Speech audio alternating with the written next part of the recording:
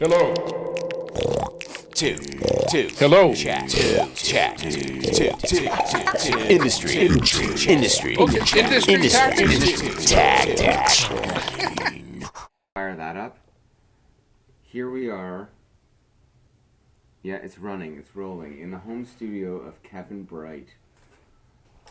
Welcome to Industry Tactics. What a good name. Tactics. Yeah, we're going to learn a lot. What? We're going to learn a lot about... My tactical approach to... So knowing that it's called Industry Tactics, what would you, what does that get you thinking about? Being in the industry for how many you are now? How many? A long time. A long time? Long. I think of Peter Graves, Martin Landau, Peter Lupus from the first season of Mission Impossible. That's what I'm thinking right now. And the Whoa. K. That's what I'm thinking when you say that. Industry Tactics. Peter Lupus. Peter Lupus. Okay. Peter Lupus. And... Martin Balsam. Was it Martin Balsam? No, it was the Canadian guy. He was in it. What's his name? In Mission Impossible? Yeah.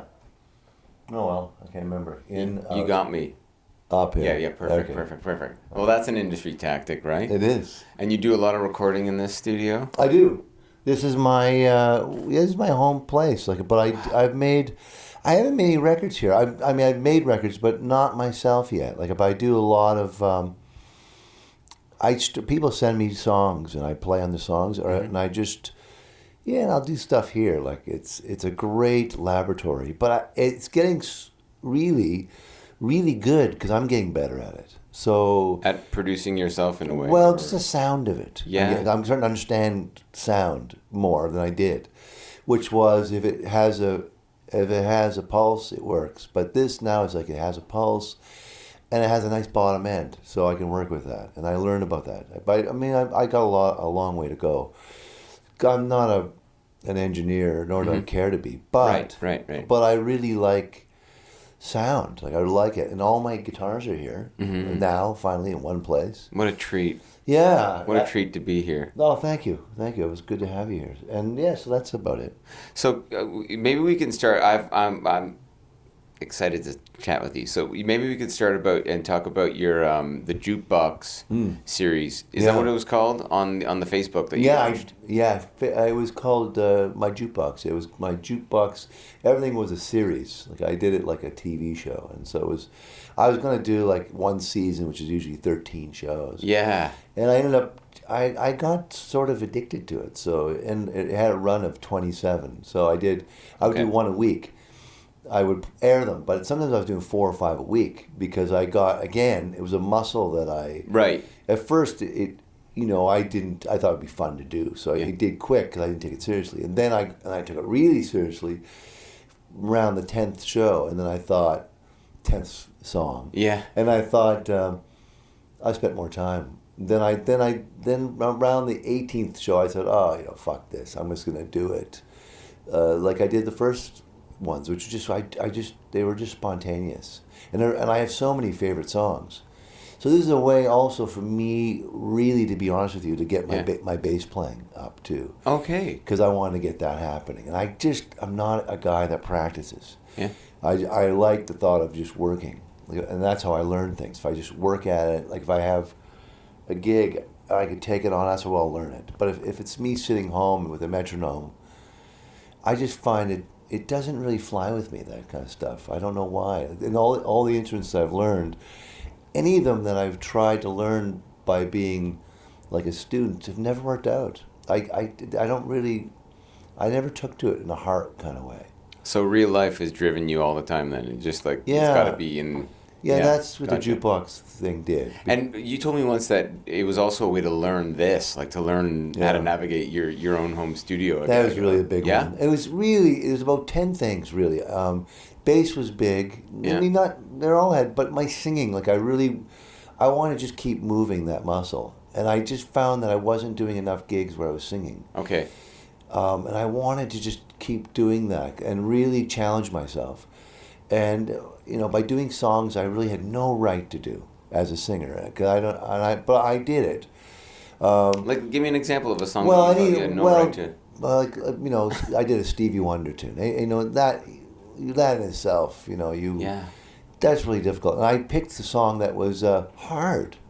Okay. From The Secret Life of Plants. Okay. Which is one of my favorite records of all time. There's every song on that record I would do twice. I liked them so much.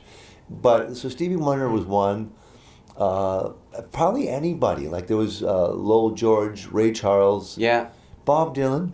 Really, Yes. honestly, and I'm just thinking Hawksley Hawksley, who's amazing. What song did you do by Hawksley? That was early, right? Yeah, it was the third or fourth. We're Okay. Not Broken Yet. Oh yeah. Yeah, Hey, can we play one of them? Can we play that? sure. Yeah. Yeah. All right. Do you want to do it now? Or do you want to? We'll insert it in. Yeah, here of it course. comes now. Kevin Breit interpreting Hawksley Workman. Yeah. Sure. Do it. We just did it. Wow, nice work. So how do you go about interpreting a tune like that? Well, first, it's a great song. Yeah. And the words are so beautiful. I love right? that tune. It's so beautiful. And it's not unlike things he writes, but on that record, it stands out on that record for me. Not because the other songs aren't great. Right. But just because I can really hear him sitting at a piano playing that song. Whereas, you know, Small Town Dracula, I can hear him. It's a great song. It's from a place of production. Yeah. A lot of the songs, but this one, I just thought that, you know, I thought that was the one I could just hear him singing. So that's what I was attracted to. And then when I did it, you know, I just started playing along with it. I had to find a key I can sing in, which I think was G. And I just started with it, and I get about 2 instruments in, and I know it's going to work. You know, I get in, like I start putting, it's always different, but that song I know I start with the mandocello, and I thought, okay, this is going to work, because the mandocello is really for me, that's the instrument of the orchestra that has its a future. You can see the future when you play that instrument, because it's a little bit like a piano in the sense that the orchestra is there. The bottom end is resonating, and you go, okay, wow. You know, the mandola is going to be up an octave from this guy, Yeah. and then the mandolins are going to sit really nice, and the octave mandolin is going to be very nice to the mandocello. But the mandocello is the one that tells you it's going to work, or it's not. I know immediately. Yeah. If I'm struggling with it, not with my fingers, but just I can't get it to speak. Then I just say, well, it's not going to work in this key, or I'm going to move on from it. But that song worked immediately for me. You know, I thought it was. I saw the future for that when I started playing that. What a great song. line. Yeah. You see the future a lot, Kevin Breit. Well, It's shining my future's bright. bright. Yeah, baby. Yeah. Oh. We had to do it. I'm glad you hit it out of the park there. And if you want to know more about what a mandocello is, listen back to the James McElhaney episode where we give a full explanation, so we don't have to spend time on that here. Precious time with our friend Kevin Breit. Can you see him okay in the VR world? You've got about a minute and a half left to enjoy this fantastic. Let's just look around. Look, what do we have back there? Oh, geez. You know, I just did it for the flags of the world, for Okay. the kids, and I thought. And the kids are watching. Yeah. Isn't that nice? What do we got there? What is that? Triple wood? Yeah. What is that? Platinum? I don't know what that is. I see.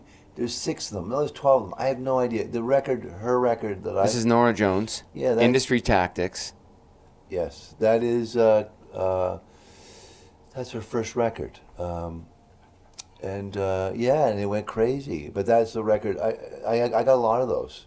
But that's the one. But that's the one. I mean, from that record. Yeah. Because it sold all of something crazy, like 35 million copies. But that record, that was beautiful because it really says everything, where it sold, and Wow. so many. It's a great history of the beautiful flags. I thought that's a nice one to put up. Not because That's beautiful. Yeah, I didn't put it anywhere where I can really see it because I wouldn't be able to write because I would feel. What's shitty. next? Yeah, I look at it and go, well, look now, you can't even you can't even, you're having problems even figuring out what comes after A minor. What the hell, looking at that. Yeah. I once was something. Right. They're a great indicator of. That's an we should get back into people that. People put they put posters and they put Little reminders, little hints. Like my Juno Awards. Take a look up there to stage right if you're watching at home. Yeah, there's a Juno. Yeah. There's 2 Junos. Yeah. 2? 2. Kevin Breit. Yeah. One's for the Stretch Orchestra. I know that. Yeah, one Sisters Euclid. Sisters Euclid. So exciting. Yeah, but they were in boxes for the longest time. Wow. And it was my son. Yeah. We used to share this space. He doesn't live here anymore. Okay. He had his studio beside mine. So he took them out and put them somewhere. And I thought, Isn't that charming? yeah, it was very nice. But I thought, as soon as I see them, it's going to be the sound of a pail hitting the sand from the well. There's no water in that well. I'm going to insert that sound now. Here it comes. Keep going. Yeah, okay, and you hear the creaky wheel of the rope.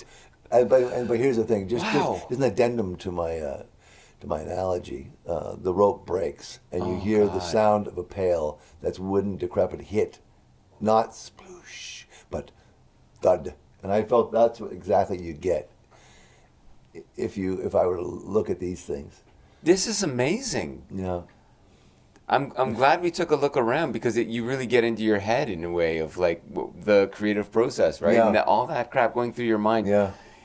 It's interesting. I say this a lot lately as we see other musicians pass away, as we see other musicians aging, and you know, we've probably talked about this. How do you want to age as a musician? And I don't know. It's a fascinating topic. Like I look at certain folks like Bob Dylan. Yeah. Love where his voice is going. Love where his work is going. Love where his career and his head is going. Like, no, I don't need to talk. Right. I don't. You can give me a sure, whatever. Right. There's some interesting stuff happening there. Well, and I think too that you know, they're not thinking about it. No. We're just doing it. It's just what it is. Sure. I woke up this morning and I was in Schenectady, whatever it is they are, and I have a gig. Whatever is going on. Yeah. It's pretty much the moment because they've already done it.